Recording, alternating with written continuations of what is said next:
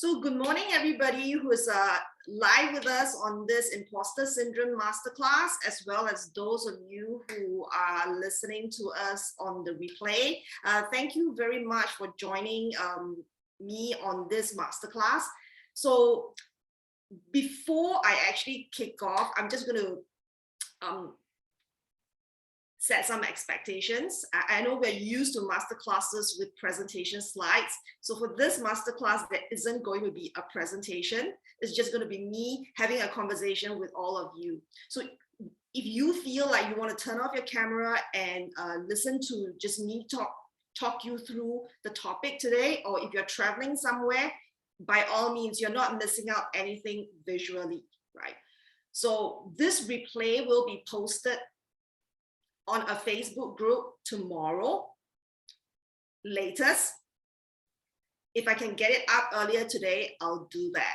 So all you need to do is just join this Facebook group, and you will be able to access the link via that group.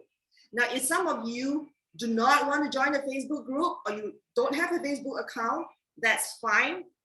Drop me a message and I'll send you a YouTube link of the replay. So now if you have any questions or any comments, just feel free to type it in the chat group and I'll answer them as I go along. Okay. So the thing about the imposter syndrome, so like I have been getting so many questions about the imposter syndrome that one day I just decided that I really wanted to talk about it. Okay. I was kind of like surprised when I first heard this term imposter syndrome. I've never heard of it before when I was working. I would hear people talk about like, I don't have confidence, I have self-doubt, but I've never actually heard this term imposter syndrome surfacing, you know, in my world. So the time when I first heard it was when I started coaching. And one of my earliest clients came to me and said, I'm overwhelmed, I'm stressed, I'm constantly anxious and worried, and I believe I have imposter syndrome. So I'm like, wow, imposter syndrome. Can you tell me more about it? Because this really is the first time I've come across this term. So what really is imposter syndrome? And she started explaining to me like this. I feel like I'm not good enough, okay? I feel like I don't know what I'm doing. I feel like I'm scamming people. I feel like I'm a fraud. And I feel that one day I'm going to wake up and people are going to realize that I'm a scam, that I'm not as good or as capable or as successful as what they thought I am. And I'm so worried that one day everything is going to just collapse around me when people know that I'm not that good. And this is that's keeping me really stressed, really overwhelmed, because I feel like I need to keep working really, really hard so that I can actually live up to what people think I am. So when I heard it, I was like, okay, so you feel like a fraud. You feel like you are a scam. So are you telling me that you faked your credentials? What are you telling me, that you faked your qualifications? And she was like, no, obviously that's not what I'm doing. Like, all my credentials and my qualifications are real, but I just feel like I'm not good at what I'm doing. I feel like I don't know what I'm doing. So I'm like, okay, so are you saying that you lied about your experience? You lied in your resume? What really is it? And she says, no, of course I didn't lie. That's not me. All my experience in my CV is real. So as we slowly unpack this topic, what became apparent to me was really this, right? People believe that I'm good. People believe that I'm successful. People believe that I'm high achieving. People believe that I'm very good at creating results. But I get all that external validation. I get all that external validation. However, I don't believe it. Okay? I don't believe the external validation. I don't believe that I created the results that people think I have. I don't believe that I have the ability to get the results that I want or the result that I have already created. Okay. What this actually tells me is that for people experiencing imposter syndrome, their external reality is different from their inner reality. So they are in this space between what I believe to be true inside of me is kind of different from what other people see about me. And that's why they feel like they're a bit of a fraud. Okay. So for those of you who know me, you know that I in my past life, I was a fraud investigator. So when someone comes and tell me that they are a fraud, that they are a scam, that they are bluffing people, that they are lying to, that they are like lying to people about who they are, it's kind of interesting to me because having spent so many years of my life investigating fraud and dealing with like real fraudsters, I'm just so, how should I say? I'm just so amazed that people could actually believe that they are a fraud, that they are committing a scam when they are not. Right? So what do people with imposter syndrome actually believe? So people with imposter syndrome actually believe this, okay? They believe that I'm not good enough. They believe that they have no idea what they're doing. They believe that they didn't get all their results through their own abilities. They believe that it was all luck. They believe that things just happened. Okay? They don't believe that they created everything through their own ability. So I know that people often talk about imposter syndrome from the perspective of self-doubt and confidence. We tie it to like self-doubt, we tie it to like confidence. People are like, they come to me and they say, hey, how can I get rid of imposter syndrome? How can I get rid of self-doubt? How can I be more confident? Okay. So this masterclass, this conversation today, it's about confidence and self-doubt, and yet it is not. Okay. So today's conversation about the imposter syndrome is about our belief system. So at the heart of confidence, at the heart of imposter syndrome is our belief system. What do we believe about ourselves? In the definition of imposter syndrome is this: I have a persistent inability to believe that I had legitimately created my successes based on my ability and effort. So what this actually means is that people who experience imposter syndrome do not believe that they got their results legitimately based on their own efforts. So it's a belief system issue. Until we change that belief system, it's going to persist. That feeling of self-doubt and lack of confidence is going to persist.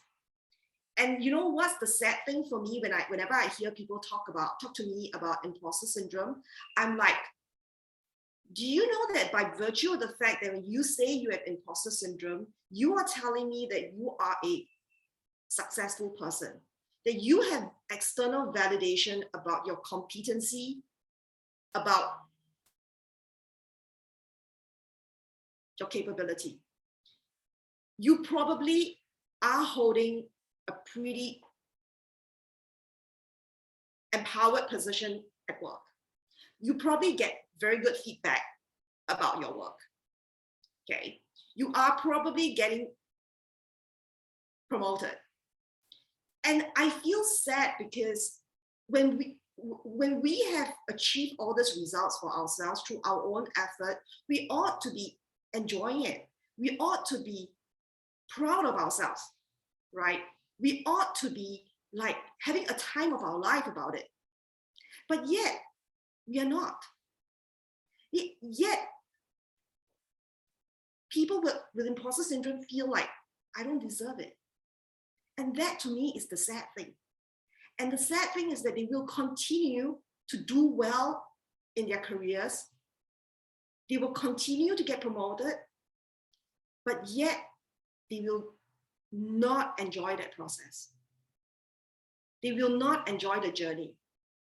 And they will be constantly chasing after something that confidence or that, that self-worth, and not get it. Because they have not yet figured out what is keeping them in their belief system about themselves. Okay, so today's conversation about imposter syndrome is not about confidence or self-doubt. It is not about it's not about how you got the belief system that your abilities did not create your results. Okay, so today's conversation is really about like, what are we actually doing to keep ourselves in the belief system that we have about ourselves? That we are not good enough, that we don't know what we are doing, that what we have achieved is all pure luck. It just happened. I have no idea how it happened, but it's got nothing to do with me. I just got lucky. I had a great team. I had a great boss. It was just good timing in the market. It was just Lady Luck shining her smiles on me. It's got nothing to do with me. Okay, so what are we actually doing to keep ourselves in this belief system? And what are the shifts that we can actually make to move ourselves out of this belief system? This belief system that is not empowering us. Okay, so I'm just going to pause here. Any comments or topics? Yeah, so Li Hui says that she can relate very much to this. Anyone else? I can actually comment a bit since right now I still can talk. I'm serving notice right now, right? And then I think I was a bit burnt out. COVID, frontline healthcare, and I think it was like, endless days of no night, no day. And after that, after serving my notice, treatment from people were very different. That's one thing. And over the last 3 months, just observing how treatment has changed, and also the process of handing over to two people who had to take over, I realized something. Why I was feeling the way I was feeling, and being like some sense of imposter syndrome, is the fact that I was working really, really hard. I was delivering things, but because I wasn't getting any acknowledgement, nobody was like, good job, good effort, and thank you for having produced that. And because there was no acknowledgement, I just really thought that it wasn't good enough and I needed to do more, and I needed to work harder. And then now what's happening now is, because I'm going away, certain people suddenly woke up and realize, it's going to be a bit of an impact. That's why he assigned two people to take over. And the other part was actually observing that people taking over, I mean, they have their niche areas and good points and stuff, but yeah, they also they're struggling a little bit, which I feel bad about. I'm trying to help them, but I think the core point, how I felt about what I experienced, was really not having someone just acknowledge. Okay. So thanks, Wei Xin, for sharing. She brought up a very a very key point around like what is one of the mindset shifts we need to make if we experience imposter syndrome. And I'm going to go into that in just a moment, right? So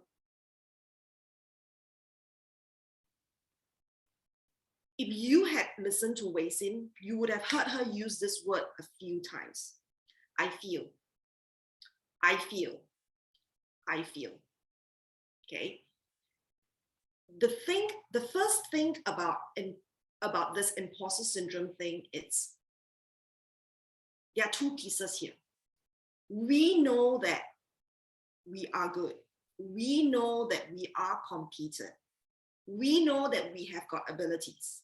We know that we are high achieving people.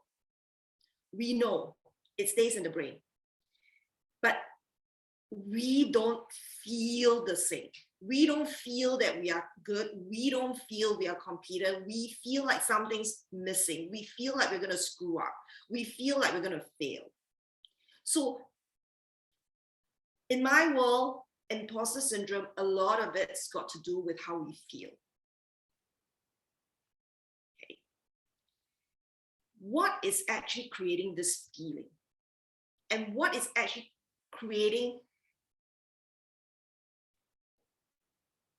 this feeling again and again?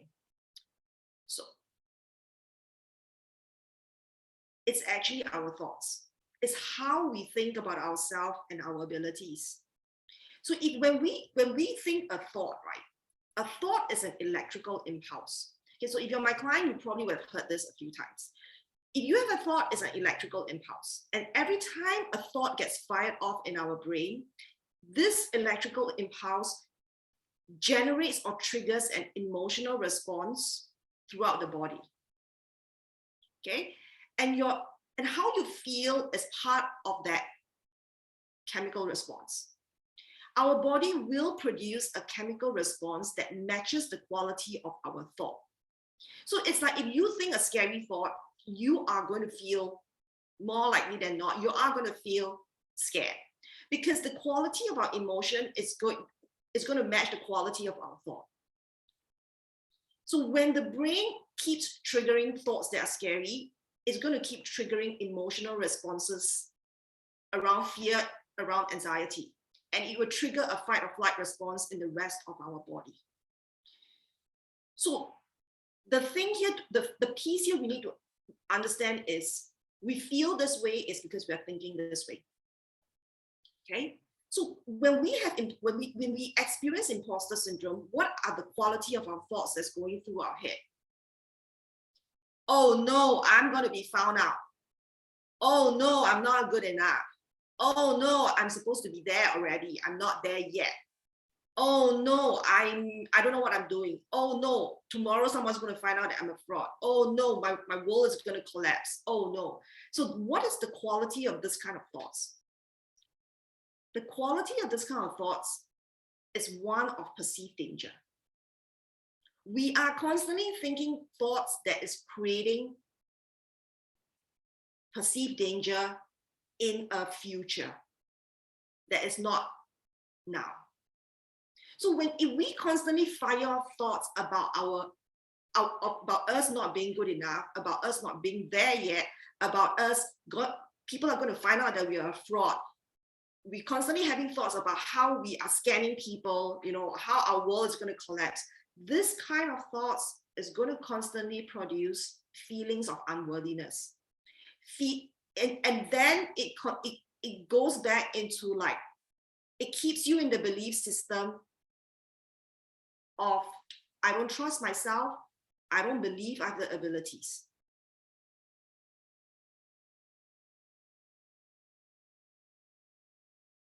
So the piece here is we are engaging more often than not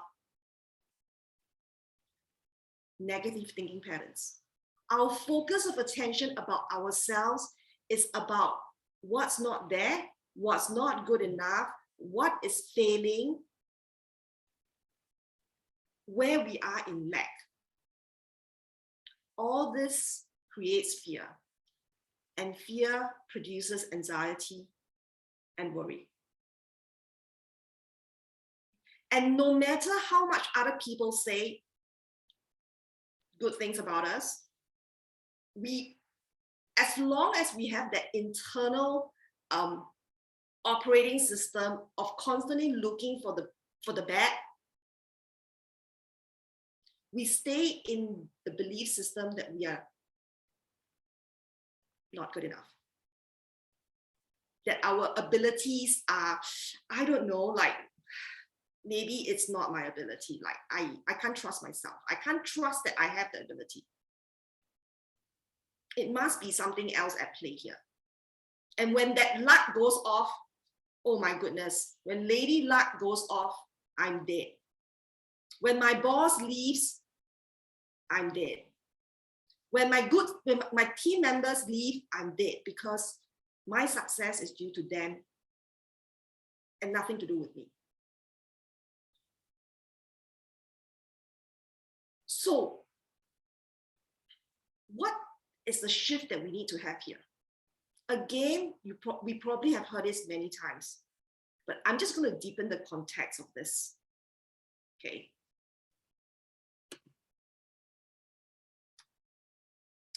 Yeah, it has got to do with our education system and the fact that we are competitive. So Li Wei, yes, you're right. We are conditioned to actually think this way. A lot of this kind of thinking patterns is a conditioning.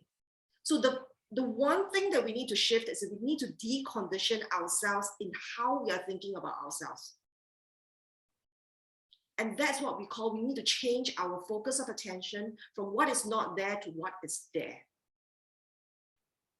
So for people with experiencing imposter syndrome, right? I'm sometimes I ask them, so you got promoted, you keep getting promoted, you get great ratings, your responsibilities keep increasing, right? People think you're really amazing. And you think that it's luck, okay? And you think that's got nothing to do with you, okay, right? You really think it's luck? You really think it's got nothing to do with you? Or do you choose not to believe that a lot of it has got to do with you? So to actually change our focus of attention, we must make a decision. We must make a decision that we want to believe in ourselves and we want to trust ourselves. It starts with that. Only when we make the decision, then all these mindset shifts that we're going to be talking about today is going to start working. Right? But there are people who may not want to change their belief system. They may want to stay where they are, right? For reasons that is just theirs. If you ask me what is the first thing, what is the first piece that is important around changing our focus of attention? If you've been working with me, if you've been working with on your own personal development, you've been reading personal development books, you will hear this term very often. And that's what we call acknowledgement, right? Moving our focus of attention on what we have not done well, what's not good enough, to what we have done well, what we have achieved, what are our wins, what are the obstacles that we have actually overcome to get to where we are today. We have to acknowledge that, and we have to make acknowledgement a regular part of our life. So how your brain is working. Every time you think about your ability, your brain goes into the mind bank, and it's like, I can't find any evidence to show that you created all these things with your ability, because all I can find in the mind bank is luck, it's my boss, it's my team, it's this, it's that, it's all kinds of things, and that's the evidence your brain has that's keeping you in that belief system. So if we want to shift our belief system, one of the things we want to do is to start creating evidence for our brain that we actually created our own results. And the way to do it is a regular acknowledgement practice. So if you work with me, I'm often talking with my clients like, okay, what did you do well? What are you proud of? Right? What did you do well? What are you proud of? And oftentimes people will look at me and say, Maggie, it's no big deal. What is there to acknowledge? This is a simple thing. Anybody also can do. It's got nothing to do with me, you know.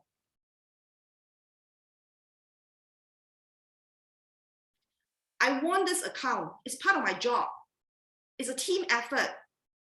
I was lucky. My husband had connections. So what I'm hearing is that they don't acknowledge their wins. They don't acknowledge their progress. They don't acknowledge their achievements. And even when things go bad, they don't acknowledge that they actually have the ability to weather the storm.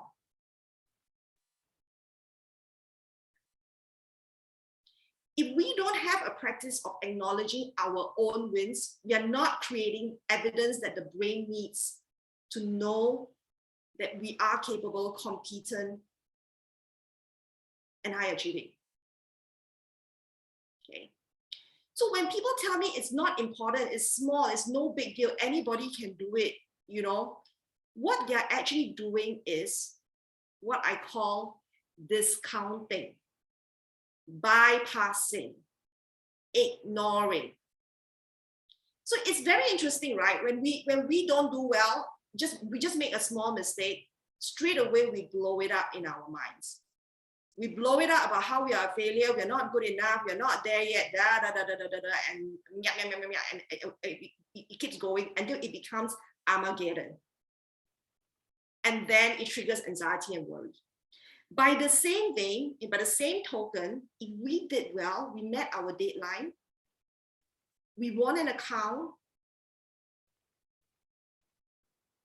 we had a great client win, we got an achievement award, we dump it out. We say it's no big deal. So what is it that we are actually doing to create a self-doubt, confidence, and an imposter syndrome thing? We are actually actively creating it by discounting our wins and achievements and magnifying what didn't go well. Does it even make sense? I mean, if you think about it, does it even make sense that we dumb down our wins and magnify our failures? Or maybe it's not even failures, just something that didn't go well. Does it even make sense?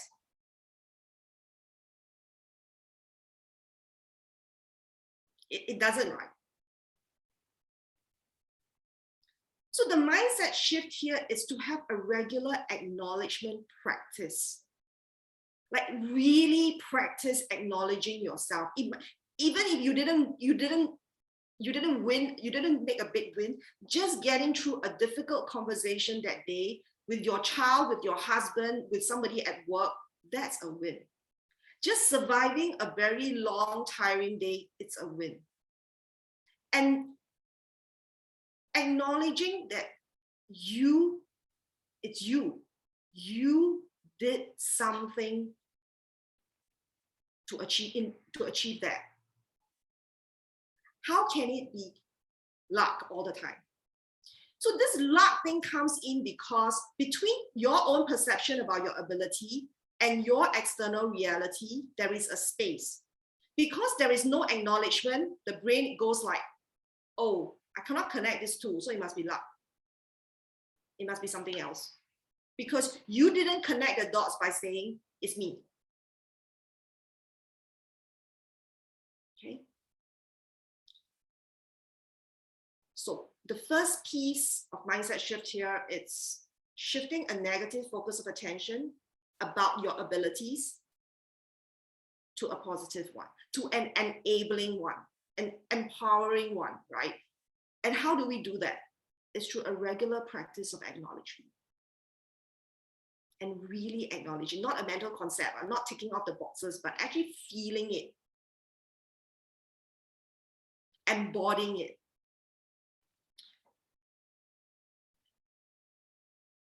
No discounting.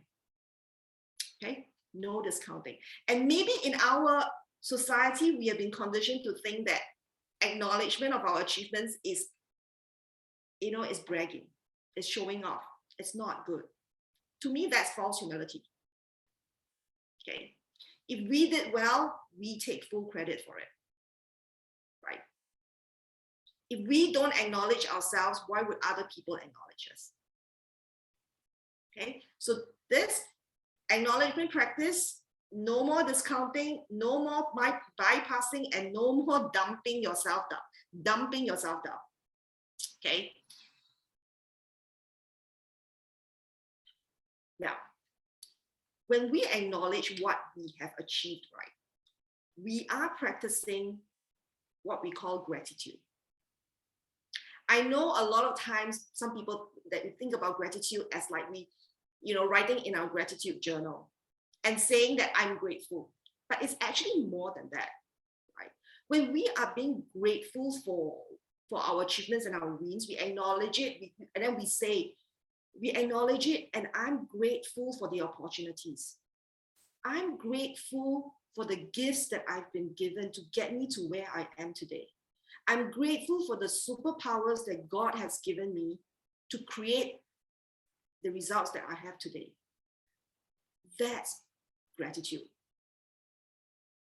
So sometimes I tell some people with like a serious case of imposter syndrome who persistently bypass and discount themselves, I actually say to them, what I'm hearing now is ungratefulness.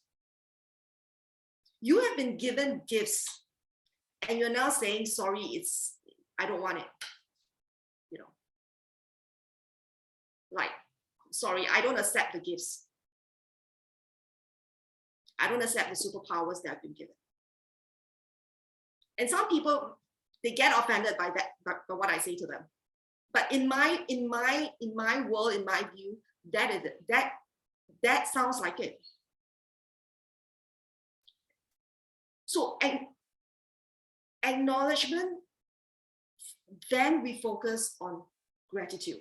And gratitude, again, it's not a mental concept by just saying, I feel grateful, I should be grateful. I know it when people treat gratitude as a mental concept.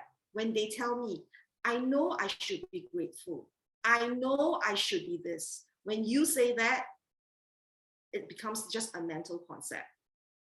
You haven't actually felt that gratitude fully. You haven't embodied that. So it doesn't go into your memory bank as an achievement, as a win, as progress, as milestones. Okay. How are we doing?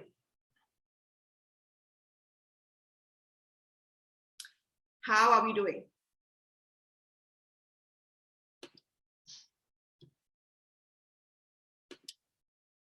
Okay.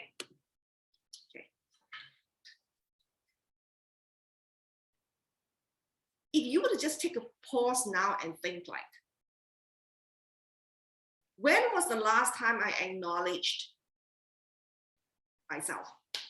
When was the last time I expressed gratitude for how I've come to where I am today? All the obstacles I've gone through, the challenges that I've had to navigate. Like, when was the last time we did that? Okay. And then how do we then intensify acknowledgement and gratitude? We celebrate. So sometimes I tell my clients, hey, this is a great win. Let's meet on Zoom for 10 to 15 minutes and have a glass of wine or champagne, and let's just celebrate your win. And they look at me like, huh? For what? What's there to celebrate? It's no big deal. I don't know what to celebrate. I don't know how to celebrate, because a lot of times we have sort of like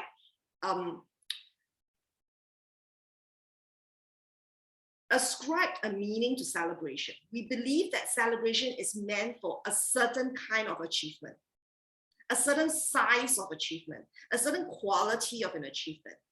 So when it comes to a small win, like you manage to navigate a really good conversation, you manage to sort of like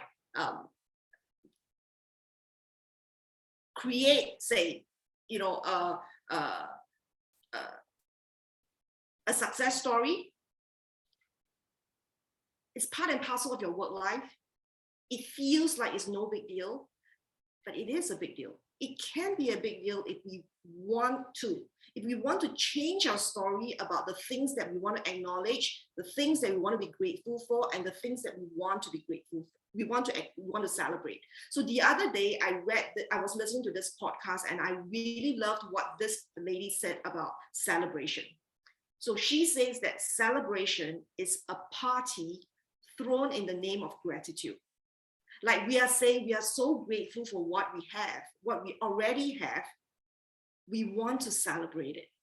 And when we celebrate, we are saying that we are actually saying we want more of these good things.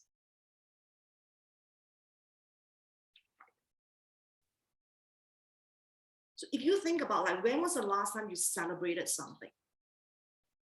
It doesn't have to be like, a fancy meal. It could be just as simple as saying to myself, hey, I'm going to celebrate, this little win today with, I don't know, maybe a nice glass of, so my favorite bubble tea. Simple. I'm going to celebrate this win today by, taking my kid out for a McDonald's Happy Meal. It's not actually what you actually do, it's the energy that you are bringing in to this particular event in your life. So what we do with all these things, and we want to anchor all these wins and all these experiences into your memory bank. So that it sits in your body. And the next time when your brain starts coming up with, it throws up thoughts around like you're not good enough, you don't have the ability, you don't know what you're doing, it's all luck. You have created a memory bank of evidence to say otherwise.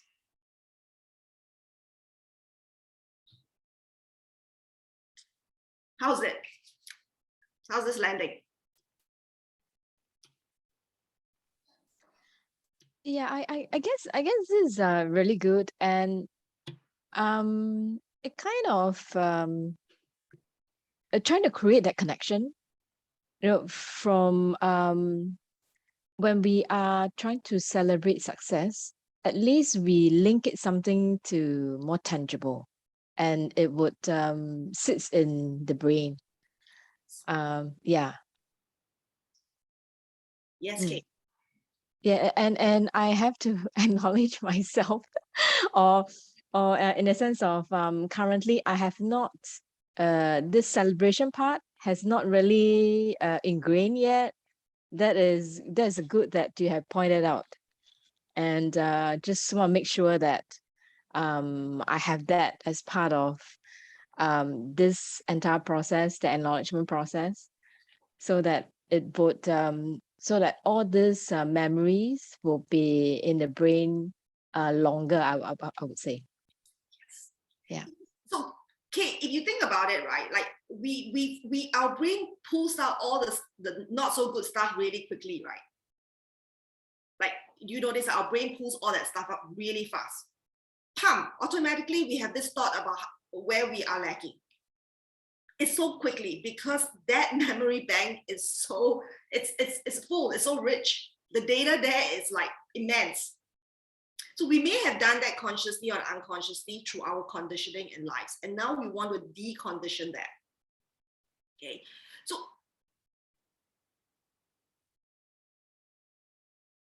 I have come to a point where I've actually set the context, right? Set the context around like what exactly are we doing, consciously or unconsciously, that is keeping ourselves in a belief system that's not exactly empowering for us.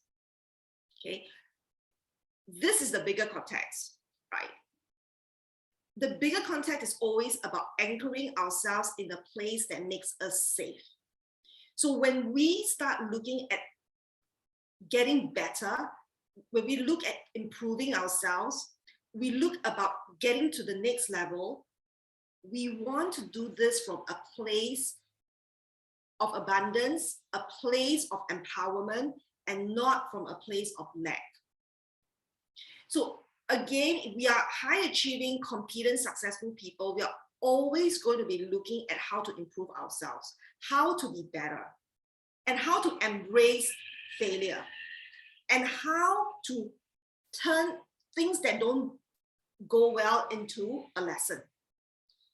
The thing is that if we often look at improvement, we look at getting better from a place of disempowerment, then we're going to always be in a place of lack, and we're going to be always worried and fearful. Okay, so it's true. Sometimes we are not good enough. Sometimes we're not good enough yet. Sometimes we screw up.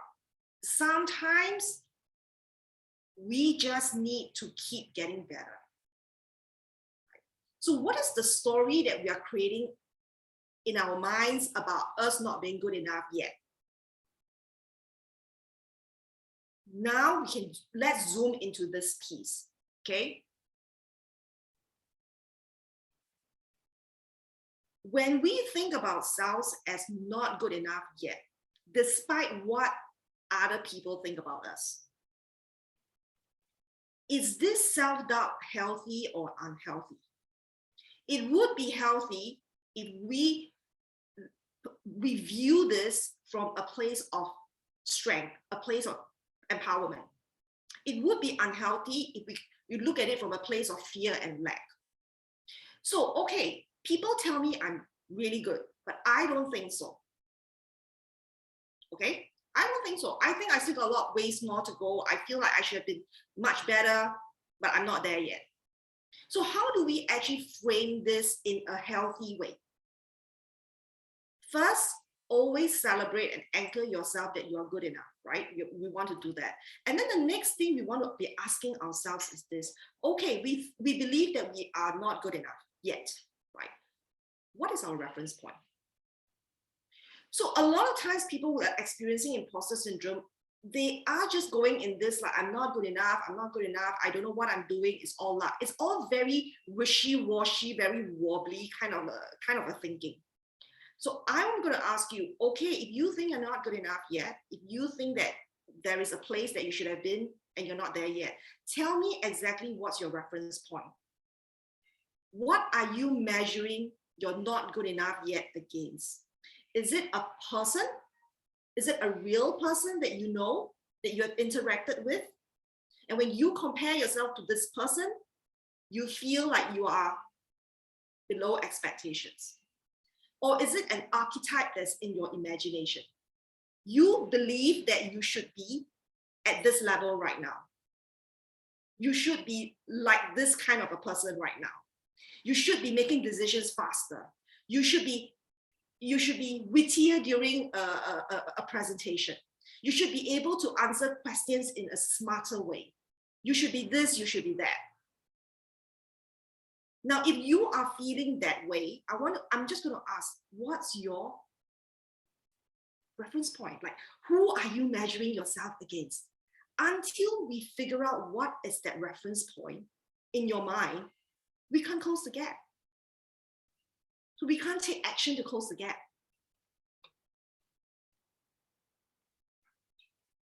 So if you are here thinking that I'm not good enough, I need to be somewhere else, what specifically is your reference point? A person, an archetype, your own standards, what it is? If it's a person, who is this person?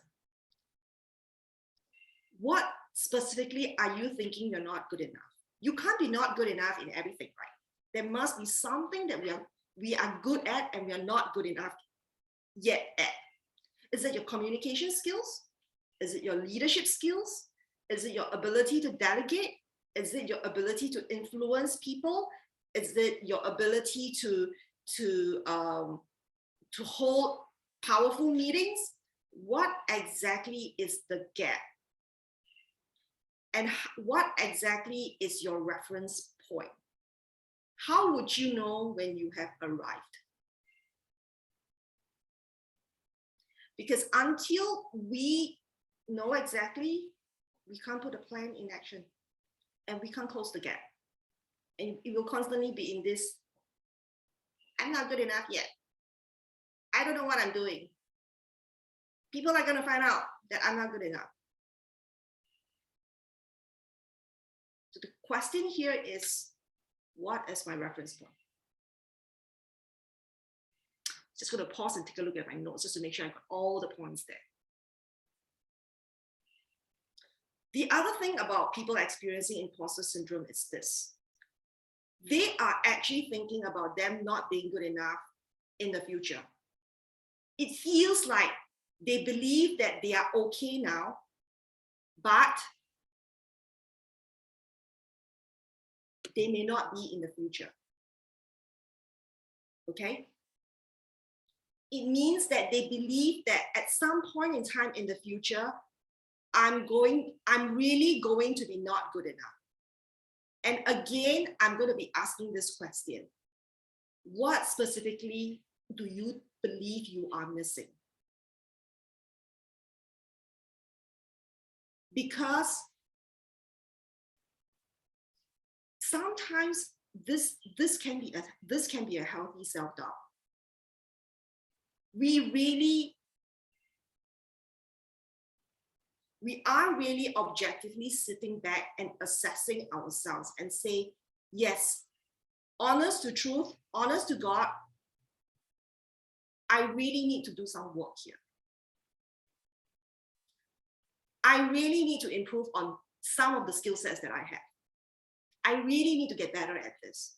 And that's a healthy self-doubt.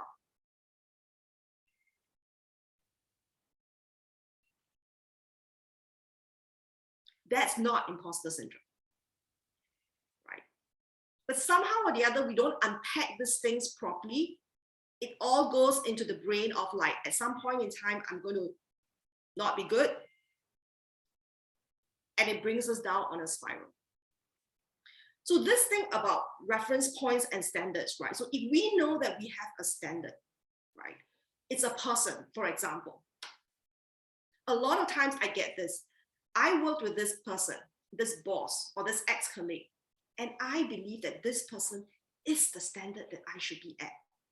And I'm unconsciously measuring myself against this person or this archetype, right? Then I'm going to be also just have this conversation around like context. Okay. Most of the time when we look at other people, we are not comparing the right context that they are in versus the context that we are. So a lot of times people get the person you respect, the person you admire, the person you measure yourself against has gone through a process to get to where he or she is. Okay. And many times we see the person at the heart of the process where they have achieved an outcome that we want for ourselves. Then we only see the outcome, we ignore their process. Okay. The metaphor for this is really like this. We are comparing ourselves, the caterpillar, against a butterfly. And we believe that we're not good enough. But we forget that the butterfly was also a caterpillar once. That's what I mean by a process. Right? And we want to actually respect the process. We want to respect our process, and we want to respect the process of that person. And what I mean by respecting process is basically acknowledging that people, to get to where they are, they would have navigated failures, feedback, achievements, progress, milestones, right?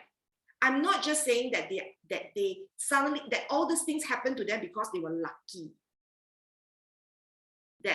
they got to where they are today because they just happen to, well, have a great boss, a great team, lady luck shining on them. We are not going to say that about them, right?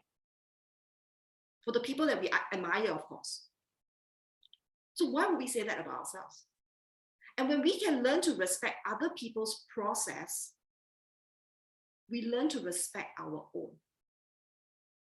That it's not that we are not good enough, it's that we are not good enough yet.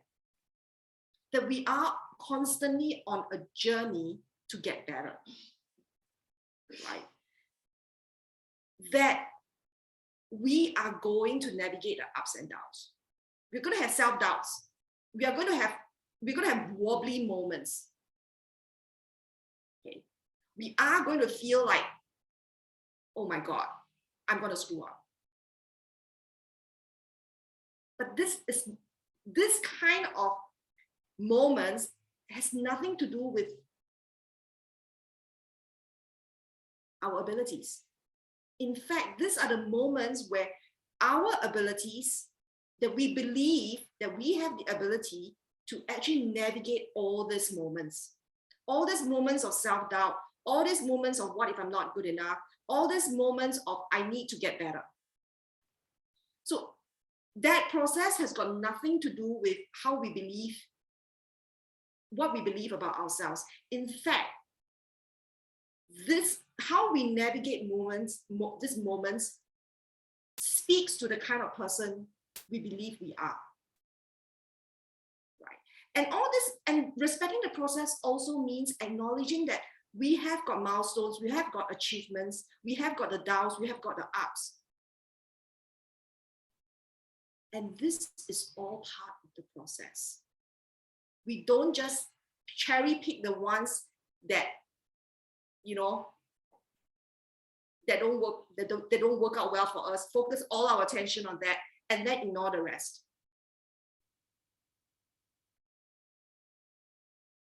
So talking about creating a personal standards, understanding how to close the gap between where we are now and where we want to be, this is going to be part of it's going to be an evolving journey.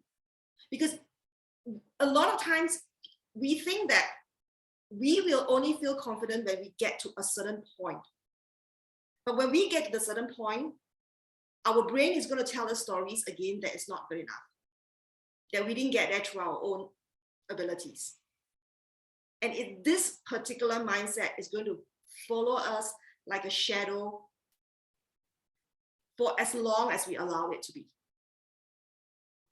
And instead of enjoying our life, enjoying our journey, enjoying our successes, enjoying our results, we become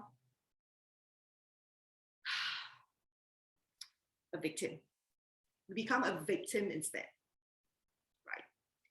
When we choose to say, I want to stay in this, I don't believe in myself, I don't trust myself kind of a way, then it's no longer imposter syndrome. I call that victimhood. We just want to stay in this life. I'm not good enough. Because sometimes people stay there because they are afraid. Like if I acknowledge that I'm good, if I acknowledge that I'm competent, my goodness, there's so much pressure to keep up. I don't want to deal with that pressure. I'd rather just say that it's all luck. Because if things go south, then it's got nothing to do with me. It's just my luck ran out. This is a conversation around personal power, around how we believe, what we believe about ourselves. It's about whether we trust ourselves or not. It's about what kind of a person we want to be. So I'm just going to pause here again and do a check-in.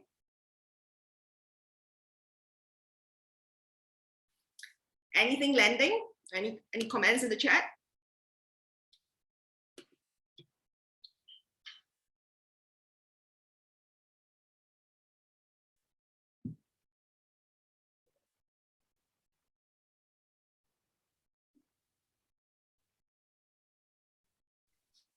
Okay, maybe I can give a comment on I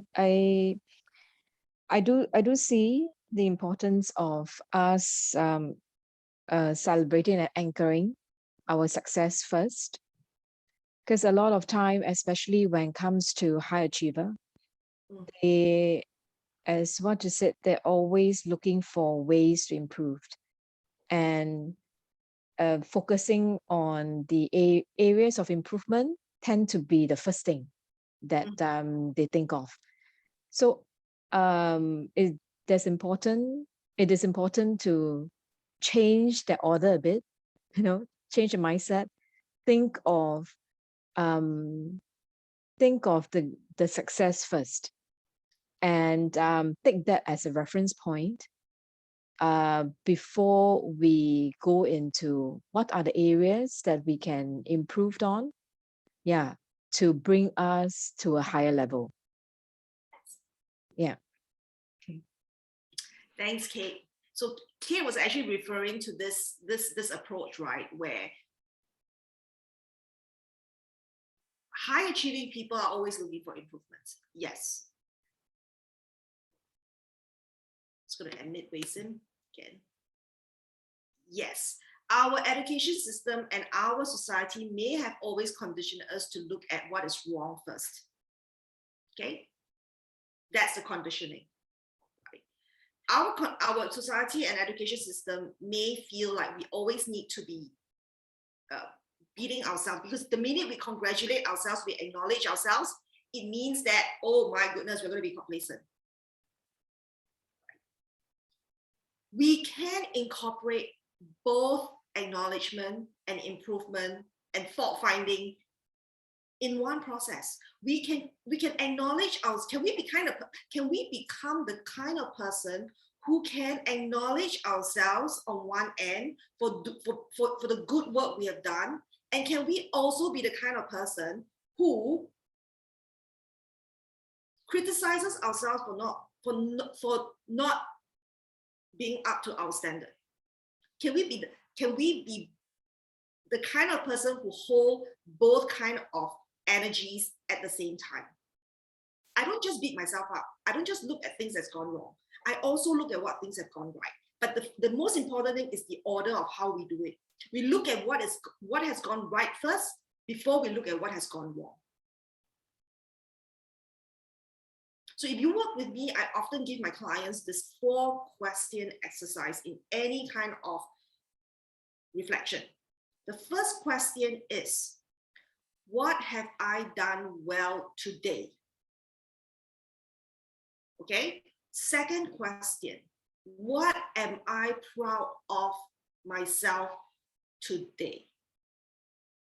Third question is, what did not go so well?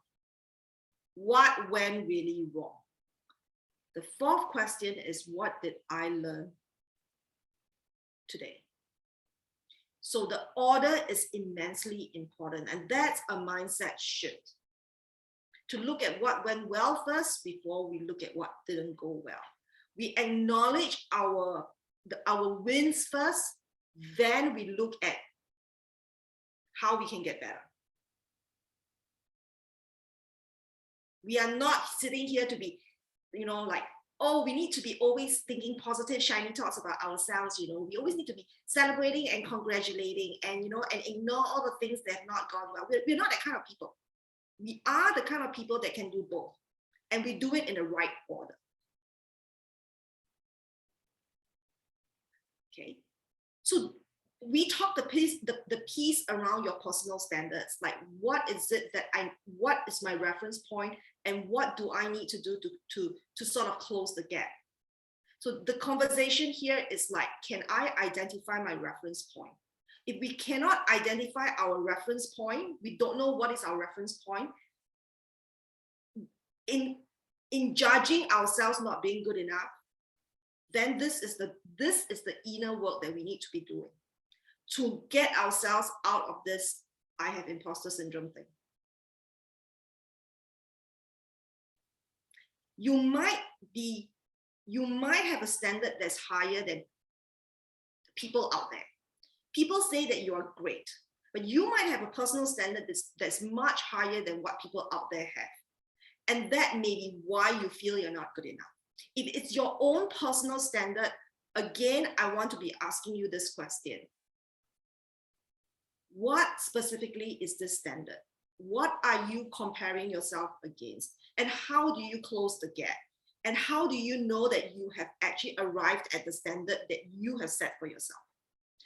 If we don't crystallize that, we don't throw that out into our reality, it's just going to keep staying in our mind as I'm not good enough, I'm not good enough, I'm not there yet, it's all luck. So this is the last thing that I have to say about the topic today.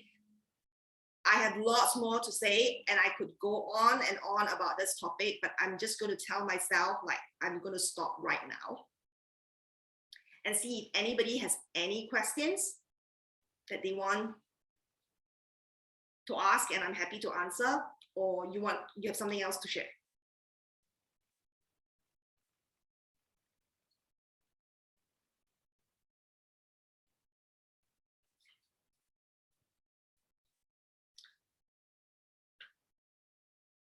Okay, so no further comments. So I'm just going to touch on Wei Sim's earlier sharing around, I would like to have some acknowledgement from other people. If we don't get that acknowledgement from other people, we can't have that acknowledgement ourselves. We can be the kind of people who want acknowledgement for other people, and we can be the kind of people where when we don't get that acknowledgement from other people, we acknowledge ourselves. This is the kind of emotional intelligence work that we need to do. So can I add one point to this? I think I do see that the importance of acknowledging ourselves is very important, because this is like self-sufficient to me. Yeah. So having acknowledgement by others is important too. However, we acknowledge ourselves on the things that we have done well is even more important to me. Yeah. Yes, it is. If you were to sit down today and write a whole long list of your wins, you'd be amazed at how much you've done, which is why if you've done my coaching prep work, one of the first questions is, what are your achievements today? And what are your challenges in getting to the achievements? And I can tell you a lot of times people struggle with that. I don't know what are my achievements. I don't know. Because it is normal not to know, because we've not asked ourselves that question often enough. So the brain does not know how to find the answer. It just doesn't have an answer because it has no neural pathway to that question. So as we ask ourselves that question more and more, what are we good at? How did we overcome this difficulty? What is our win? What is our progress? And if we keep doing that daily, we build a memory bank that our brain can easily go in and retrieve that information for itself. And that slowly changes our belief system about ourselves. Yeah. So that's all I have to say. Yes, Li Hui, we must remember to acknowledge others and myself more. Okay.